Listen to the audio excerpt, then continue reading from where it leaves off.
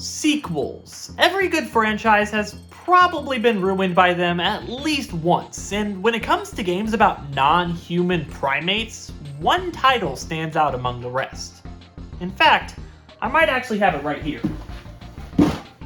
Yes, okay, let's take a look. No. That's a whole other conversation. Oh, here we go. Donkey Kong Country 3. According to most people, Donkey Kong Country 3, Dixie Kong's Double Trouble, is the weakest game in the DKC trilogy. At this point, disagreeing with that is up there with the numerous other gaming opinions you're forbidden from having. Cardinal sins like saying, I don't think the new Super Mario Bros. Games are as bad as people say they are, or Skyward Sword is my favorite Zelda game.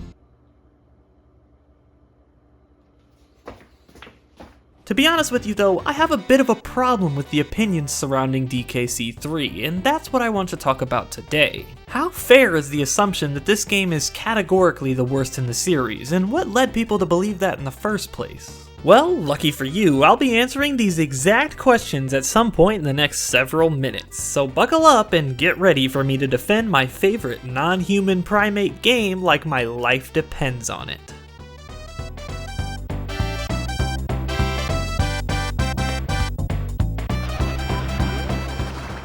Another popular opinion to have when it comes to the DKC trilogy is that the second installment, Diddy's Conquest, was the peak of the series. This and the aforementioned consensus that the third game missed the mark usually go hand in hand in conversation. At face value, this is an easy judgment and comparison to make for a number of reasons, some of them even outside of the developer's control. For instance, it's easy to point out the fact that the game sold the worst out of all three, but that's simply the nature of sequels. Each game is probably going to sell worse than the last. Comparatively though, there's actually a larger drop in sales between DKC 1 and 2 than there is between 2 and 3, which serves as a friendly reminder that the sales of a game on their own in no way determine its overall quality. For example, a number of factors contributed to DKC 3's perceived failure, and the reasons why so many people are immediately turned off by it in comparison to the two other entries. But in my opinion, some of these criticisms are simply unfounded, based upon preconceived notions created in the decades since and immediately upon this game's initial release. Other criticisms, however, well, they make complete sense. In short, Donkey Kong Country 3 is a title commonly misunderstood by many people, but for reasons one could maybe consider understandable. The development of Donkey Kong Country 3 began very shortly after the release of the second installment, utilizing the same method of converting and heavily compressing pre-rendered 3D models into 2D sprites using Silicon graphics systems to create the iconic pre-rendered look that was so popular during that time. Look, Mom! I'm on the Super Nintendo! The only difference this time around was that the graphics were apparently slightly better due to advancements and better compression techniques with the technology. I don't know, I just found that in this article and thought it would make me sound like I knew what I was talking about. However, one thing to note about the development of DKC 3 was that the team itself was considerably different compared to the first two games. Tim Stamper, Rare's founder, remained as director of the game, but other positions below him were shifted around quite a bit, with a notable and recognizable change being David Wise's smaller role in the game's music composition. Instead, with this entry, Evelyn Fisher took the reins for most of the game's tracks. Contrary to popular belief, DKC 3 released with generally favorable reviews, with the most common criticism being on how small of a jump in innovation it was compared to the jump between the first and second games. In addition, some critics weren't very enthusiastic about the game's soundtrack, which, if you can't remember from literally 10 seconds ago, was largely produced by a different individual than the first two games. So, with that context in mind, why does the game continue to get the short end of the stick and be the quote-unquote ugly duckling of the DKC trilogy? The few problems I mentioned are but small hiccups in the grand scheme of a game's success, and it reviewed quite well, so what specifically gives people the impression that this game simply isn't as great as the rest?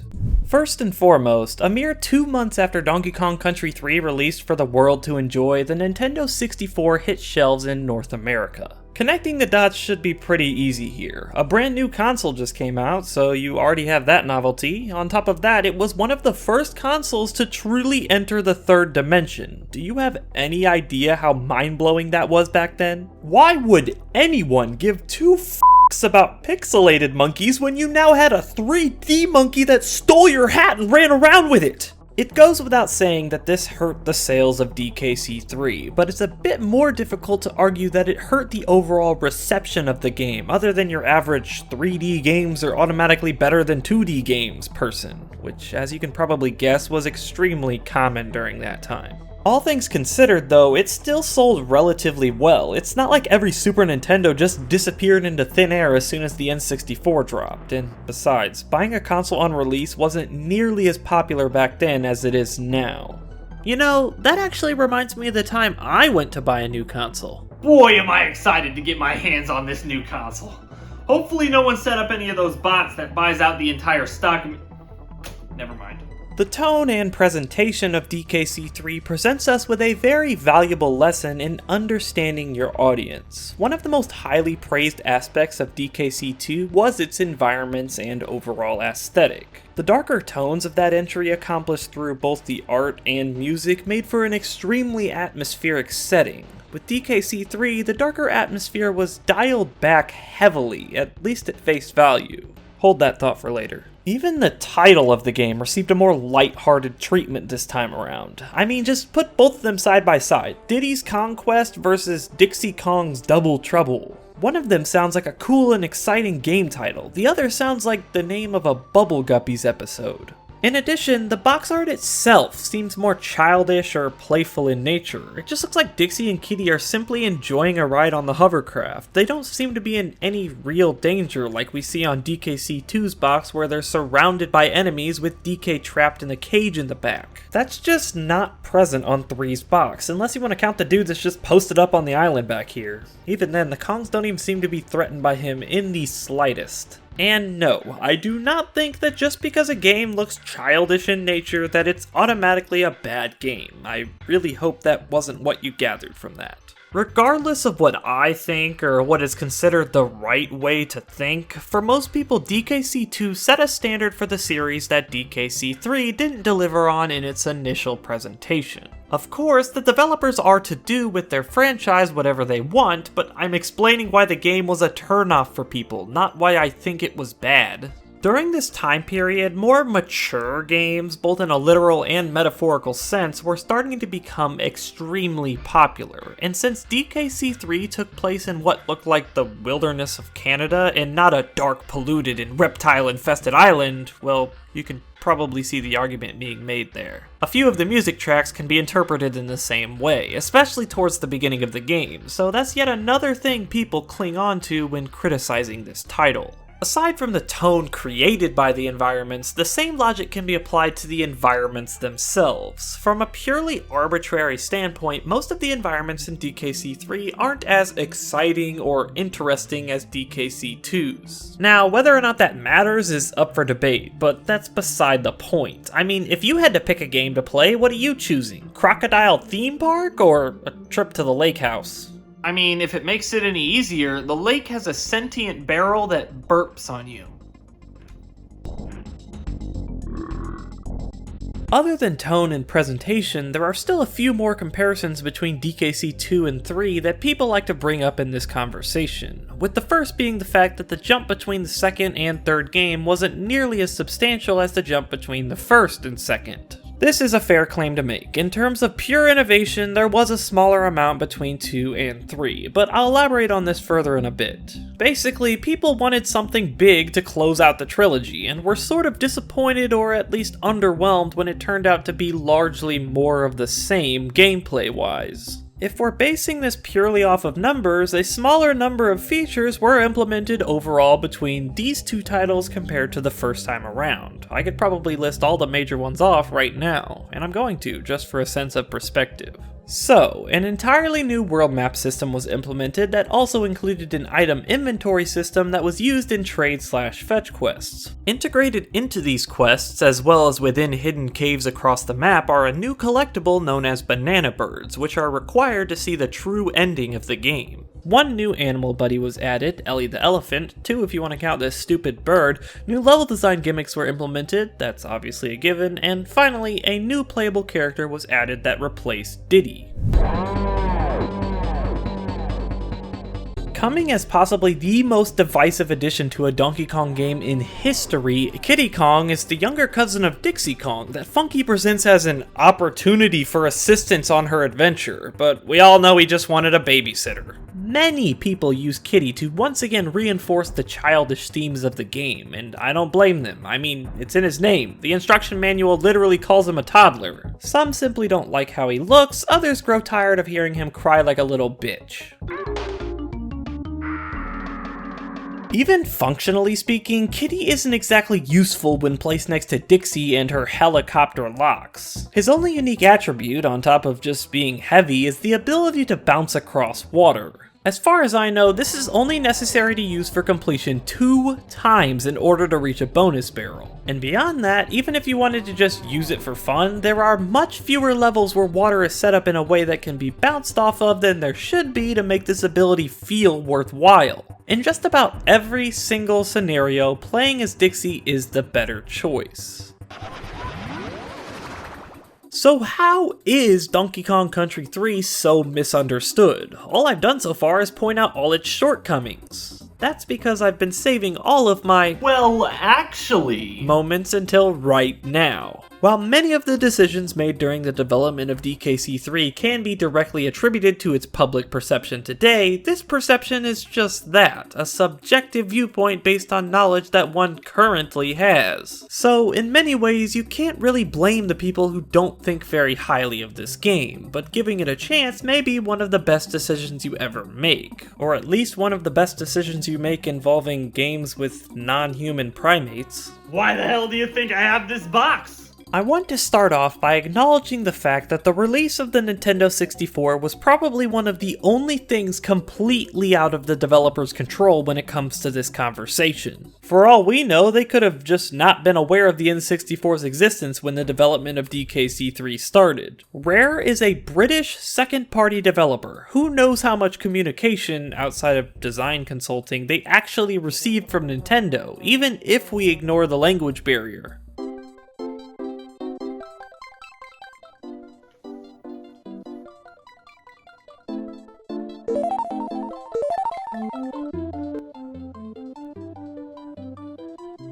With that out of the way though, let's return to the tone and presentation of DKC3. This game's more whimsical appearance is only really present at face value, and you'll notice that becoming a recurring theme going forward. Places like Lake Orangatanga and Cotton Top Cove feel extremely tame when put next to locations in DKC2, but that doesn't mean that darker levels and especially darker music isn't present in 3. Levels in, say, Makanos especially, all adopt a darker approach, taking place inside lava-filled factories, monster-infested drain pipes, and even a giant tree with a huge saw ripping upward through it. In terms of music, we can take the track titled Waterworld and disprove this perception pretty easily.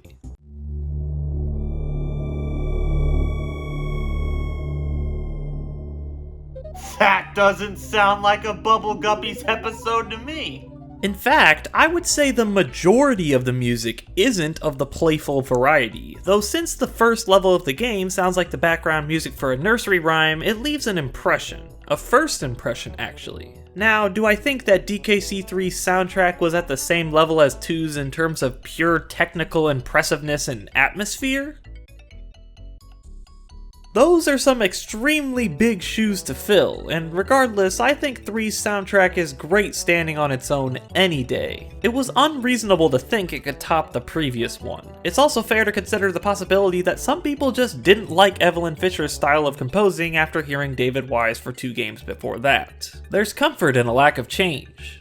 Ironic, isn't it? You know what's funny though? Evelyn also made 7 tracks for the first game in the trilogy, and I don't ever see anyone mention that during this conversation. Either way, like I've already touched on, everything from the title to the box art to the early parts of the adventure spins a narrative around the game that doesn't tell the entire story. This simply wasn't the case with DKC2. From the start, you knew the feeling the game was trying to convey, and that continued throughout. Now, do I think DKC3 should have just been as dark and gloomy as its predecessor for the sake of it? Obviously not, but a few simple choices could have made the weaning of returning players into this new theming that much smoother. Let's start with the game's title. Even with how much I love this game, to this day I still think the title was a bad choice. However, if we directly translate the Japanese title for this game, I think it comes out as something so much better. Super Donkey Kong 3 Mysterious Cremis Island. I mean, it's not like this title makes much sense. The game doesn't take place on an island, in fact it's the only one that doesn't, but it sure as hell sounds cool. And other people must have thought so too, considering the game sold over 500,000 more copies in Japan than it did in the US. If you asked me to pull a new North American title out of my ass, I would probably go with something like Donkey Kong Country 3 Cremisphere Chaos. To me, this title works perfectly while also conveying darker tones. The game takes place in the Northern Cremisphere, and one of the main villains is known as Chaos, a good old play on words, just like the second game. Am I the only one that didn't notice this until like, right now? Next up is the music for the game's first level, known as Stilt Village. Luckily, this problem was actually already solved for me. Many people may not know this, but the Game Boy Advance versions of all 3 DKC games came with a myriad of changes, additions, and improvements. Among them is a remade soundtrack for DKC 3, with the Stilt Village theme seeing a complete shift in its overall feel. Now, please try to imagine this song without the limitations of the GBA's dog shit sound chip, and take a listen.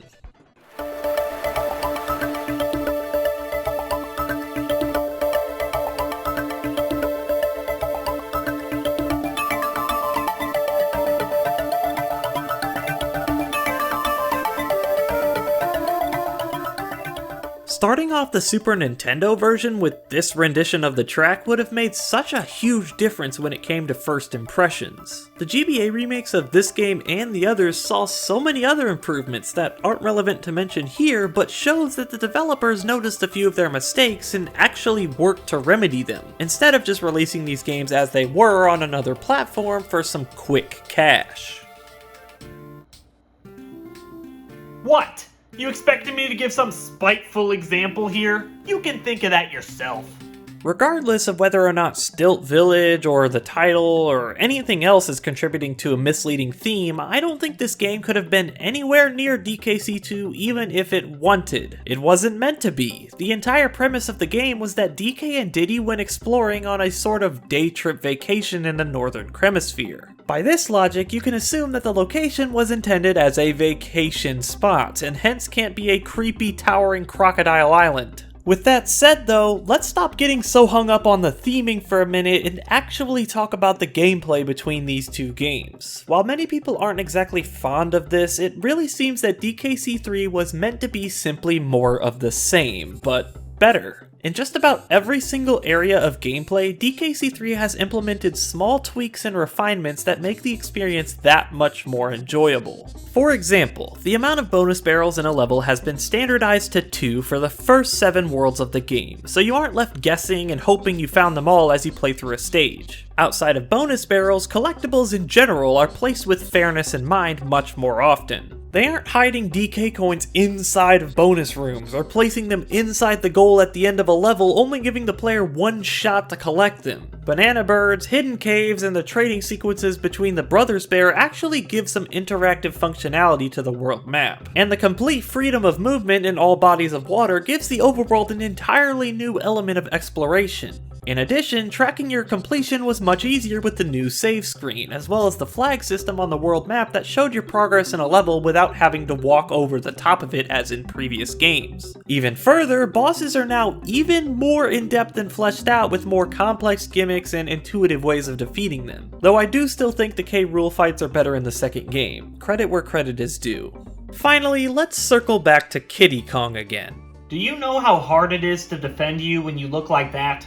Aside from his appearance, Kiddy really isn't all that bad gameplay-wise, relatively speaking. In every DKC game since the beginning, there has always been the preferred character and the backup one. Most people would rather have Diddy over DK in the first game, Dixie over Diddy in the second, and Dixie over Kiddy in the third. The fact that Dixie remained the preferred character over the course of 2 games definitely speaks to how unbalanced she actually is, even to this day, but the point still stands. In all honesty, the smallest gap between preferred and backup was probably in DKC 2, so maybe that's why Kiddy gets all the flack. The bottom line is that Kiddy is basically DK with a few new abilities and a different way of holding barrels. To me, it mostly seems that the majority of the hate is directed towards aesthetics and, well, sound. Nevertheless, I personally think and have always thought that Donkey Kong Country 3 is a beautiful game in design, soundtrack, and aesthetics. It improved upon its predecessors in numerous categories, but was unfortunately overshadowed by the release of a brand new console and a false impression created by the outward-facing appearance of the game. I don't blame you if you were left wanting more after finishing this title. The extreme expectations that were present coming off of its legendary predecessors just created an unhealthy environment surrounding this game's release, when in reality it was actually something plenty worthy of praise that it unfortunately never had the opportunity to get enough of. It's about time someone put some respect on my favorite non-human primate game. And by someone, I mean me. It's an amazing title with a lot to love that simply got the short end of the stick. Now, is it the best one out there? No. That's the end of the sentence.